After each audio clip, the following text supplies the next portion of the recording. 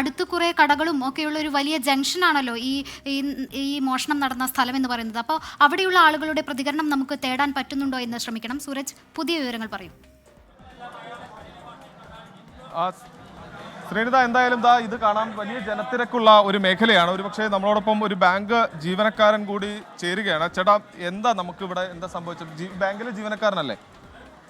ബാങ്കിലെ ജീവനക്കാരനല്ല അല്ല. എന്തായാലും നമുക്ക് ഇപ്പോൾ കൂടുതൽ വിവരങ്ങൾ ലഭിക്കുകയാണ്. ഈ ബാങ്ക് ജീവനക്കാരൻ കൂടി നമുക്കൊപ്പം ചേരുകയാണ്. ചേട്ടാ, ഒരു മിനിറ്റ്. എന്താ സംഭവിച്ചത്? എന്താ ജീവനക്കാരാണ്, പക്ഷെ അവർ പ്രതികരിക്കാൻ തയ്യാറാകുന്നില്ല. അവർ ഒഴിഞ്ഞു മാറുകയാണ്. പലരും ഇവരൊക്കെ പുറത്തുണ്ടായിരുന്ന ആളുകളാണ്, അതായത് ഈ ഉച്ച സമയത്ത് ഭക്ഷണം കഴിക്കുന്നതിനും മറ്റുമായി പോയ ആളുകളാണ്. പക്ഷെ അവരാരും തന്നെ പ്രതികരിക്കാൻ തയ്യാറാകുന്നില്ല. ഇവരൊന്നും തന്നെ ഈ സമയം ഇവിടെ ഉണ്ടായിരുന്നില്ല എന്നുള്ളതാണ് പറയുന്നത്. പോലീസ് ഇപ്പോൾ എത്തി ഈ ജീവനക്കാരുടെ അടക്കം മൊഴി ശേഖരിച്ചുകൊണ്ടിരിക്കുകയാണ്. എന്താണ് സംഭവിച്ചതെന്ന് സംബന്ധിച്ചെല്ലാം തന്നെ വിശദമായ മൊഴി രേഖപ്പെടുത്തി വരികയാണ്. നമുക്ക് ദൃശ്യങ്ങളിലേക്ക് തന്നെ പോകാം.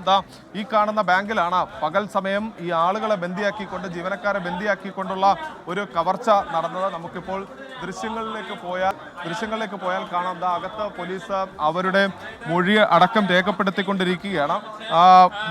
അതായത് ഒരു വലിയ തട്ടിപ്പ് എന്നുള്ളതല്ല ഇവർ ലക്ഷ്യം വെച്ചതെന്നുള്ളതാണ് ഇപ്പോൾ പോലീസ് പറയുന്നത്. ഈ വ്യക്തി ലക്ഷ്യം വെച്ചതെന്നുള്ളതല്ല പറയുന്നത്.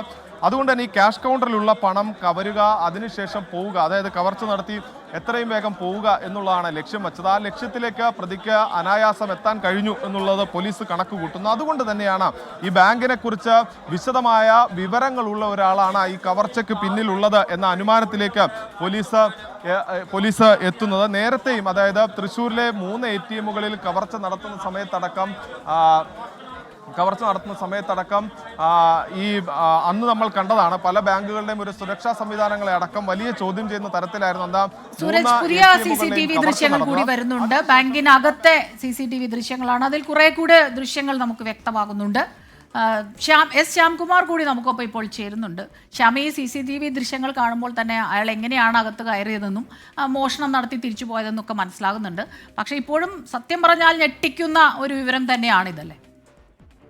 തീർച്ചയായും. കാരണം കേരളത്തിലെ തന്നെ ഏറ്റവും പ്രധാനപ്പെട്ട ഒരു ബാങ്ക്, അതിൽ വലിയ സുരക്ഷാ സംവിധാനങ്ങൾ ഉണ്ട് എന്ന് അവകാശപ്പെടുന്ന ഒരു ബാങ്ക്, അവിടെയാണ് ഉച്ചയോടുകൂടി ഈ അക്രമികൾ എത്തുകയും ബാങ്കിനുള്ളിൽ ഹെൽമെറ്റ് ധരിച്ച് കടക്കുകയും ജീവനക്കാരെ ബന്ദികളാക്കി പണം മോഷ്ടിക്കുകയും ചെയ്യുന്നത്. 15 ലക്ഷം രൂപ നിലവിൽ നഷ്ടപ്പെട്ടു എന്നുള്ളൊരു വിവരമാണ് പുറത്തു വരുന്നത്. സമീപ ജില്ലയായ എറണാകുളം റൂറലിലും ഇപ്പോൾ അതിൻ്റെ ഹൈ അലർട്ട് പോലീസ് പ്രഖ്യാപിച്ചു കഴിഞ്ഞു. അക്രമികൾ ഈ പണവുമായിട്ട് എറണാകുളം ജില്ലയിലേക്ക് കടന്നോ എന്നുള്ളത് സംശയത്തിൻ്റെ അടിസ്ഥാനത്തിലാണ് ഇപ്പോൾ പരിശോധനകൾ ആരംഭിച്ചിരിക്കുന്നത്. അങ്കമാലി, കാലടി പോലീസ് സ്റ്റേഷൻ ലിമിറ്റുകളിൽ കൂടുതൽ പോലീസിനെ വിന്യസിച്ചുകൊണ്ടാണ് പരിശോധനകൾ പോലീസ് ഇപ്പോൾ നടത്തിക്കൊണ്ടിരിക്കുന്നത്. ഏതായാലും ഞെട്ടിക്കുന്ന ഒരു മോഷണം, അതിൻ്റെ പ്രതികളെ നമുക്ക് ദൃശ്യങ്ങളിൽ കാണാൻ സാധിക്കുന്നുണ്ട്. അയാൾ പണം ആ കൗണ്ടറിൽ നിന്ന് എടുക്കുന്നത് കൃത്യമായ ദൃശ്യങ്ങളിൽ പതിഞ്ഞിട്ടുണ്ട്. ശ്യാം, തുടരാം. തീർച്ചയായും ആ കൗണ്ടറിലെ ആ ദൃശ്യങ്ങൾ നമുക്ക് പരിശോധിക്കുമ്പോൾ കാണാം. ആദ്യ ദൃശ്യങ്ങളിൽ ആ ജീവനക്കാരെ ഭയപ്പെടുത്തുകയും അവിടെ നിന്ന് കയറി ആ കൗണ്ടറിൻ്റെ മുകളിലേക്ക് ഹെൽമെറ്റ് വെച്ച് കയറി അവിടെ ഉണ്ടായിരുന്ന പണം എടുത്ത് ബാഗിലേക്കാക്കി പോകുന്നത് ആ ദൃശ്യങ്ങളിൽ വളരെ വ്യക്തമായി കാണാം. അതിനുശേഷം ഹെൽമെറ്റ് വെച്ചാണ് ഇയാൾ പുറത്തേക്ക് ഇറങ്ങുന്നത്. ആ സമയത്ത് മതിയായ ജീവനക്കാരില്ലാതിരുന്നതാണ് ഈ അക്രമികൾക്ക് വളരെ വേഗത്തിൽ ഒരു ബാങ്കിനുള്ളിൽ കയറുകയും കൊള്ള നടത്തി രക്ഷപ്പെടാൻ ഇടയാക്കുകയും ചെയ്തതെന്നുള്ളതാണ് മനസ്സിലാക്കുന്നത്. നിലവിൽ പോലീസിൻ്റെ വലിയ പരിശോധന ആരംഭിച്ചിരിക്കുന്നു എന്നുള്ളതാണ് പോലീസ് വൃത്തങ്ങൾ നൽകുന്ന സൂചന. കാരണം ആലുവ റൂറൽ മേഖലയിലും തൃശ്ശൂർ റൂറൽ മേഖലയിലും സിറ്റി പരിധിയിലുമുള്ള മുഴുവൻ സ്റ്റേഷനിലെ പോലീസുകാരെയും പരിശോധനയ്ക്കായി നിയോഗിച്ചിരിക്കുന്നു. അന്വേഷണ സംഘം 2 ജില്ലകളിലും തിരിച്ച് ഓരോ മേഖലകളിലും പ്രത്യേക സംഘമായി നിന്ന് ഇരുചക്ര വാഹനങ്ങളിലടക്കം പരിശോധനകൾ നടത്തുകയാണ്. ഏതായാലും എറണാകുളം ജില്ലയിലേക്ക് കൂടുതൽ വേഗത്തിലെത്താൻ അവിടെ നിന്ന് സാധ്യതയുണ്ട്. പ്രത്യേകിച്ച് ആ മേഖല പോട്ട എന്ന് പറയുന്ന മേഖലയിൽ നിന്ന് ദേശീയപാതയിലൂടെ സഞ്ചരിച്ചാൽ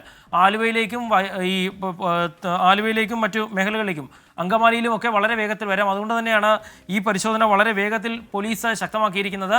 വളരെ വേഗത്തിൽ അക്രമികളെ പിടിക്കണമെന്നുള്ളൊരു നിർദ്ദേശം തന്നെ പോലീസിന് ലഭിച്ചിരിക്കുന്നു. ആ കൗണ്ടറിൽ നിന്ന് 15 ലക്ഷം രൂപയാണ് മോഷ്ടിച്ചുകൊണ്ട് പോയത് എന്നുള്ള ഒരു വിവരമാണ് നമുക്ക് ലഭിക്കുന്നത്. ഏതായാലും പോലീസ് ഹൈ അലർട്ടിലേക്ക് തന്നെ എത്തിയിട്ടുണ്ട്. പരിശോധനകൾ കർശനമാക്കുന്നു.